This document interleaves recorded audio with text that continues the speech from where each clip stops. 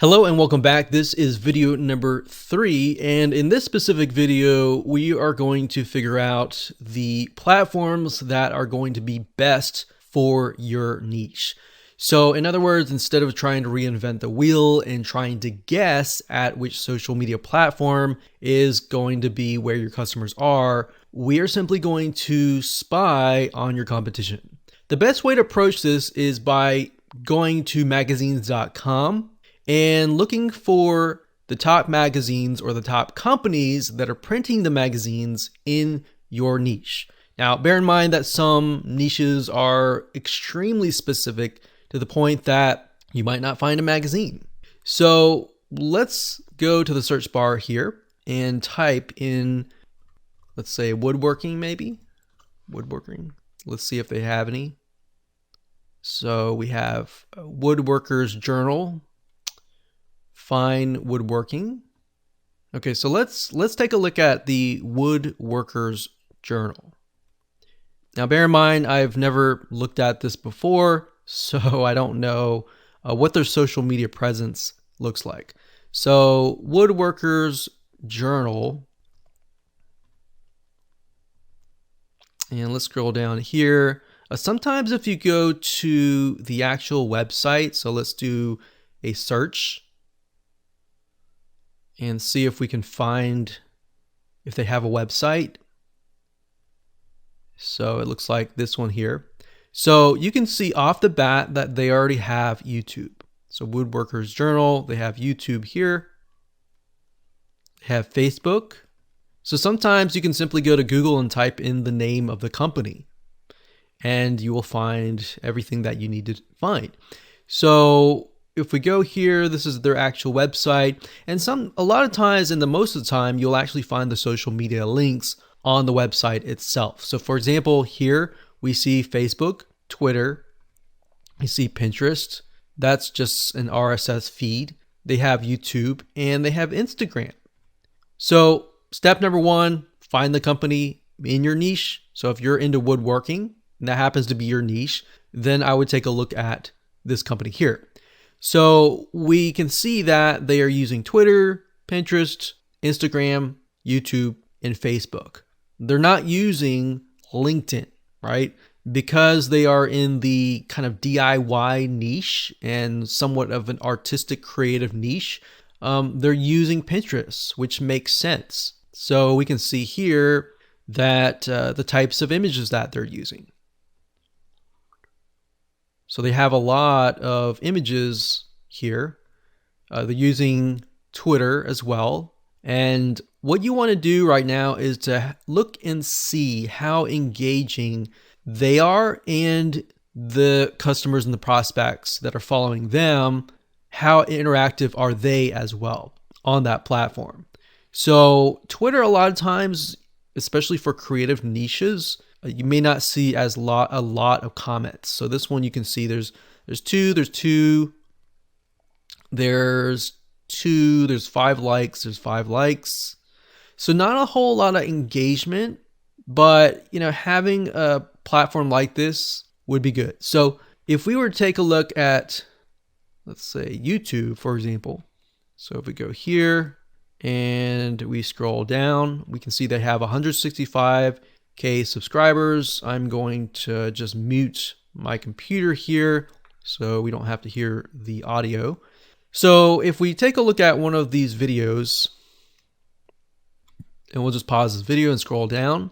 Remember, we're looking for engagement. So in this video, we see that this one has about 6 comments. And if we go back over here and maybe go under videos, and what I would do here is I would sort by the most popular because I want to see how engaged people are. So we're going to click this here. And we can see that this one has about 8,200 likes, 530 dislikes. And it doesn't matter dislikes, we're just looking for engagement here. So we see a good amount of comments and engagement on YouTube. Whereas on Twitter, if you notice, there's not a lot of engagement at all. So that tells us in this case that we need to focus our attention on YouTube and focus our time on YouTube. But on the other hand, with Twitter, we can automate the process so that we just have, anytime we post something on YouTube, then we simply have it copied over to Twitter. So as I'm discovering things like this, I'm going to write that down. So, upload, we'll just say YouTube, highly engaged. Twitter, we'll just say auto post, not very engaged. So this tells us that we can post on Twitter, but we don't have to really worry about necessarily engaging as much on Twitter. So just a little bit of research here and there allows you to see what is actually working, if that makes sense. Okay, so that's Twitter. We saw that Pinterest, there was a lot of posts and everything like that. So they're definitely using Pinterest.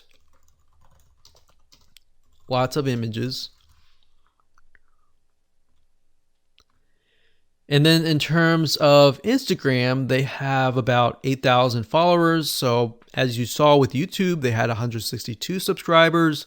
But with the Woodworkers Journal, they don't have as many followers. They have 8,000.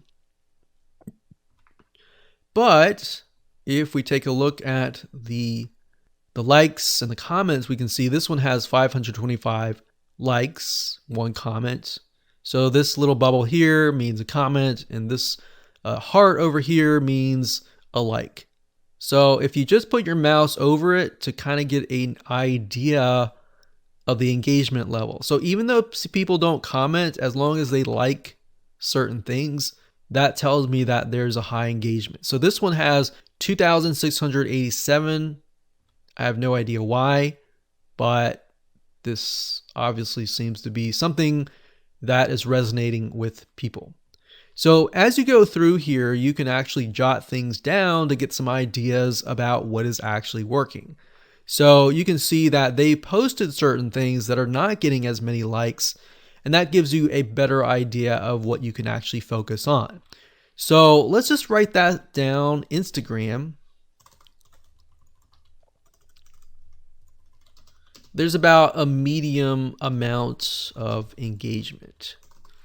So YouTube obviously is getting a lot more engagement, whereas Instagram is getting a little bit, but not a whole lot. Okay, so now we have Facebook here. So for this one, it says Facebook. We have 103,000 people that are following. Now, we would automatically assume that Facebook should get a high engagement, but we don't know until we take a look. So we can see that this post here was posted about a half a month ago, and it has about 4 comments. Now, if we scroll down further, they have videos, they have posts. Let's see here, 2 shares, 24 likes, 1 comment, 17 shares, 21 likes, and 2 comments. So what's surprising to me is this is showing me that Facebook actually has less engagement than Instagram. So Facebook is here, but it has less engagement. So if I were to sort this from high to low engagement, I would have YouTube first. Twitter would definitely be last. We didn't really look at Pinterest as much, but we got Instagram, Facebook, maybe Pinterest. Now, Pinterest, we assume because it's a DIY image site that it would have a higher engagement. And that's actually typical for a lot of the creative artistic niches. We have a lot of images on Pinterest and a lot of engagement on YouTube. Instagram is to be expected, but Facebook, I would have thought that there would be more engagement on there, but I was actually wrong. So this is why you can never assume anything. You have to do a little bit of research. So what I recommend that you do now is to simply do the same thing that I've done here and do some basic research and figure out what is actually working for different authorities in your niche. So that's what I would do, and that's how to do it. And as you can see, it's not complex at all, and you didn't have to use any paid tools as well. All right, so with that said, let's move on to the next video.